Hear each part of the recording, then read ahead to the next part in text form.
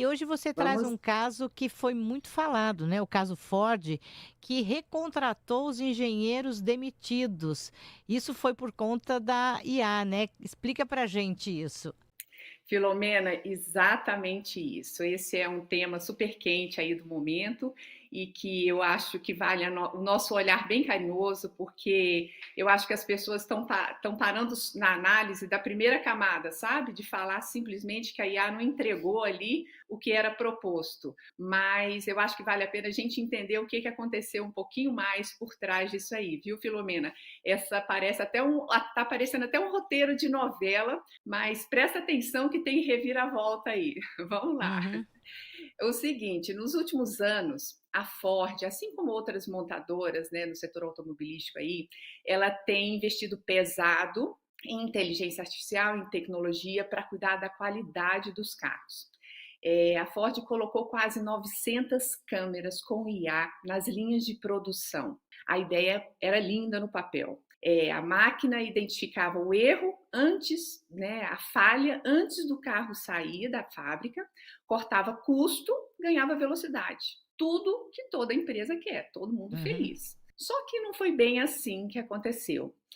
Os recalls dos carros dispararam, a qualidade despencou e os custos com aquelas garantias, elas explodiram. E a Ford, grandiosamente, eu tenho que dar o parabéns, ela teve que fazer uma coisa que empresa nenhuma gosta de fazer publicamente, que é dar o braço a torcer. E aí ela foi lá e recontratou esses 350 engenheiros. Muitos já tinham saído da empresa antes que os sistemas, esses engenheiros já tinham saído da empresa antes que os sistemas fossem treinados, sabe? Então, o que aconteceu? Só um detalhe que eu acho interessante a gente colocar aqui é que quando eles foram recontratados, a Ford formou um grupo e denominou de Barbas Grisalhas. Isso é muito legal, porque assim deu o mérito da experiência para as pessoas mais velhas, para os mais experientes, esses que foram recontratados, em sua maioria, não são jovens, mas são Uhum. aquelas pessoas que já sabem de todo o processo, que já viveram vários ciclos de produção. Então, eles sabem exatamente onde que pode dar um erro, mesmo que ainda não tenha acontecido, sabe? Então, isso foi uma coisa assim que eu acho que vale a pena a gente ressaltar, porque é mais um ganho a percepção de que todos têm espaço nesse novo momento do digital, da economia que está se formando aí ao redor de inteligência artificial.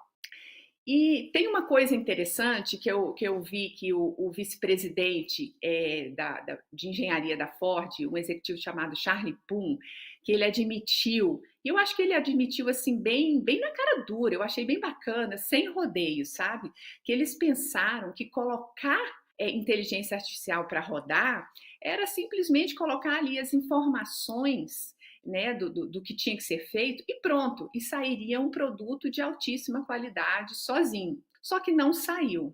E aí é que a história, por que essa conta não fechou? E essa eu acho que é a melhor pergunta, a mais interessante que a gente pode trazer por aqui. Será que a Ford não usou ela usou uma tecnologia ruim, de baixa qualidade?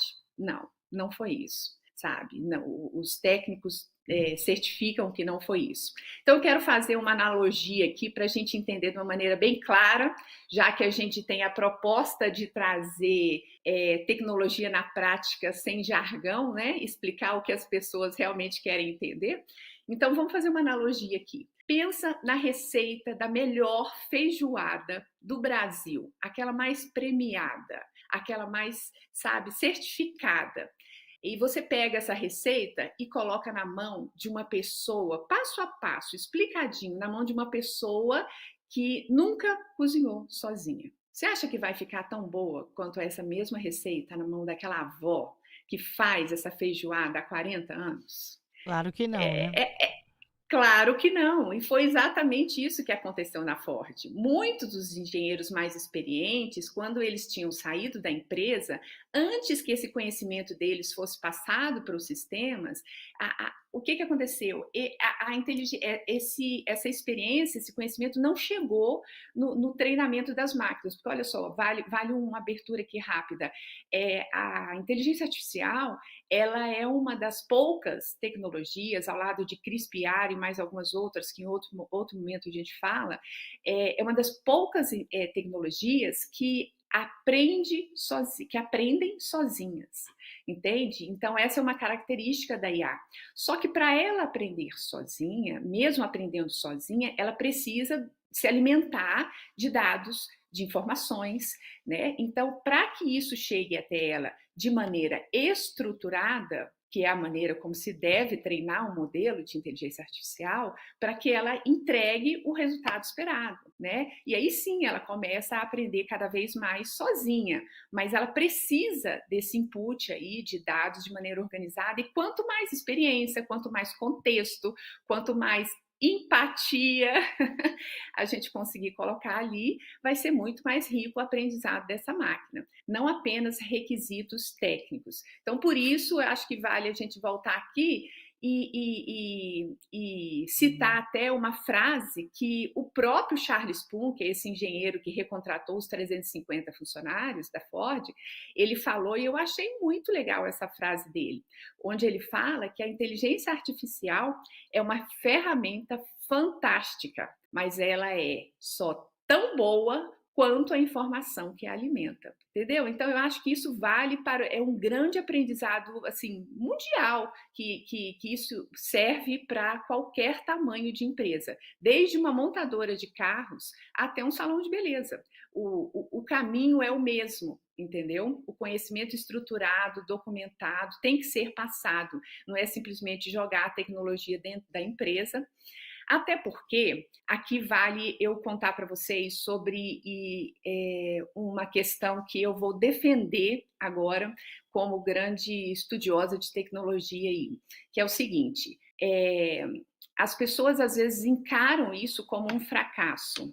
Na verdade, existe uma grande consultoria mundial que chama Gartner, e eles fizeram uma metodologia do ciclo do hype. Qualquer nova tecnologia e inovação que é lançada passa por um ciclo. E o ciclo, ele tem as suas fases. E a primeira fase desse ciclo é o que a gente chama de gatilho da inovação, que é quando a IA surgiu já há alguns anos, e aí as pessoas estavam olhando, as pessoas estavam assim curiosas, querendo, ressabiadas, preocupadas, mas assim, todo mundo querendo saber o que era aquilo e tal. Depois desse primeiro momento, veio a fase que a gente chama de expectativa inflada.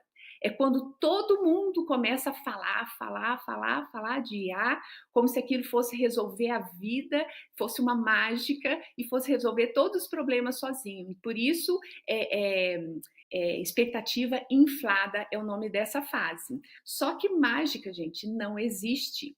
Aí a tecnologia não consegue entregar, e o que acontece? Não consegue entregar o milagre, aí o que acontece? As pessoas se frustram e aí entram num vale da desilusão. Só que esse vale da desilusão, da frustração, é onde separam as empresas que vão usar de maneira adequada a tecnologia daquelas que não. Por quê? Nesse momento, a Ford está dando um grande exemplo de que ela começou a viver esse processo todo, e ela já está muito mais avançada que outras empresas, porque ela, em vez de cair no vale da desilusão e colocar a inteligência artificial lá na prateleira, eles decidiram fazer os ajustes, eles decidiram dar passos para trás, entender onde erraram, eles entenderam que eles precisavam da experiência dos engenheiros experientes, trazendo de novo ali para dentro, e eles vão continuar treinando esses modelos de IA que eles colocaram lá. E essa fase que eles estão começando agora chama rampa da iluminação, dentro dessa metodologia do ciclo do hype. E essa rampa da iluminação nada mais é que o amadurecimento, é o ajuste. A gente viveu muita expectativa inflada, então agora a gente passa a viver o ajuste da entrega com o ajuste da expectativa. E aí sim, quem consegue passar por essa fase, as empresas que passam por essa fase, entram na melhor das fases, que é o platô da produtividade, que é a fase madura, em que a adoção já da tecnologia ela passa a ser real, porque ela já sabe, a empresa já sabe aonde ela errou no passado, onde ela ajustou e falou, ó, então eu já sei que ela vai me entregar até aqui, daqui para frente eu preciso ajustar. E a gente está vivendo um momento diferente do que muitas pessoas acreditavam, que a gente teria assim, uma grande ruptura de mercado de trabalho, de que a gente teria ali uma troca, né, assim, de profissionais humanos por máquinas. Na verdade, não é isso que vai acontecer, pelo menos nessa próxima fase, nesse próximo momento. Oi? O que é um redesenho de mapas de trabalho. Me ouvem? Vocês me ouvem Sim, bem? sim, deu uma pequena travada, mas bem curtinha. Pode continuar, Silvana. O que a gente percebe aqui agora é que a gente não vai ter essa troca de trabalho humano por máquina 100%, como vem sendo assim alarmado e tal. O que vai acontecer daqui para frente, e as lideranças que perceberem isso vão trazer grandes resultados para as empresas, é um ajuste de mapas de trabalho. Os gestores, eles têm que parar de pensar em organograma, e agora eles que é simplesmente quem responde a quem, e tem que começar a pensar em como que os departamentos, os grupos de trabalho, eles se conectam, o que eles, como dar mais rapidez para esses trabalhos, como que as pessoas vão se conectar, vão coexistir com as máquinas. Então, assim, é um novo trabalho. Agora é um trabalho de coexistência entre humanos e máquinas. Eu costumo dizer que quando a gente enxerga isso e dá esses passinhos para frente, a gente ganha na posição de seres humanos superpoderes. Enfim, eu acho que a Ford precisa ser reconhecida e celebrada, viu, gente? Não estigmatizada, porque uma empresa que passa por esse processo todo e divide com o mundo e mostra, ó, eu errei aqui, mas eu vou fazer melhor, ela deve ser celebrada. E só para coroar, olha que tem mais um detalhe importante. Só para coroar uma cerejinha do bolo aí, quem já entendeu isso, essa questão do erro, há décadas, diferente da cultura ocidental, são os orientais, em especial os chineses. E eles estão saindo muito bem na frente com isso, porque lá existe uma máxima sobre inovação que é o seguinte: erre, mas erre rápido. É certeza que quando você está no processo de inovação, irão existir erros. Então, para eles, a questão não é se você vai errar no seu processo. A questão é erre, mas erre rápido. E eu acho isso muito inteligente e tem dado, assim, muito certo, né? Enfim, Filomena, eu acho que a gente pode tá percebendo isso como um grande case. Eu percebi que muitos meios aí de comunicação pararam a análise num momento mais raso, que era só essa primeira fase que a gente falou inicialmente, e a gente está tendo a oportunidade aqui de aprofundar um pouquinho e trazer para os nossos ouvintes aí, aqui na My News VIP FM e no nosso YouTube lá também, essa pauta, e eu quero que as pessoas saibam que serve tanto para uma montadora quanto para alguém que tem um pequeno comércio, tá? Porque o processo de inovação, a implantação, ele vai ser de tamanho diferente, de complexidade, de variáveis diferentes, mas o processo, ele é muito parecido. É isso aí, Eu acho Filomena. que fica também a gente lembrar que a IA é alimentada por ser humano, né? Como você disse. Então, você não vai prescindir do ser humano porque você vai ter que adaptar. E essa informação da Ford também, quando eu vi, eu achei assim sensacional, porque eu falei, você reconhecer publicamente isso, achei de uma grandeza imensa da Ford. E a gente vai ver, ao longo do caminho, vários exemplos sendo seguidos, né, Silvana? É isso aí, Filomena. E eu queria, assim, agora, assim, fechar só falando uma coisa que eu acho muito legal, porque é de fato o que eu penso ao longo dessa minha última década, assim, estudando a fundo um pouco de tecnologia e inteligência artificial. E gente, a inteligência artificial sem o conhecimento humano por trás, ele é um carro lindo, bonito, assim, parado na garagem, porque ele não tem gasolina. É isso aí, Exatamente. Gostei da né? analogia, muito boa. Não é? Esta foi a Pois Silvana. é, Pode falar. é isso aí, Filomena. Eu acho que o Futuro em Pauta está aqui para Uhum. trazer Eu continuo esperando as pautas pelo nosso WhatsApp, eu Uhum. continuo esperando lá pelo chat do YouTube, e a ideia é que a gente explique direitinho aqui para as pessoas, de maneira clara, aquilo que às vezes as pessoas falam de uma maneira que não fica muito claro. E conta com a gente aqui para a gente estar trazendo cada vez mais. E na próxima semana a gente tem mais um case assim super prático para estar compartilhando por aqui. Sabe por quê? Porque a tecnologia, o futuro, ele só espera quem está querendo entender ele um pouquinho. Quem está dando as costas, infelizmente, o futuro não espera. Então vamos lá, né? Exatamente. Errar, mas errar depressa. Essa foi a Isso! Silvana Paixão, trouxe para nós o Futuro em Pauta. Silvana, obrigada. Até semana que vem.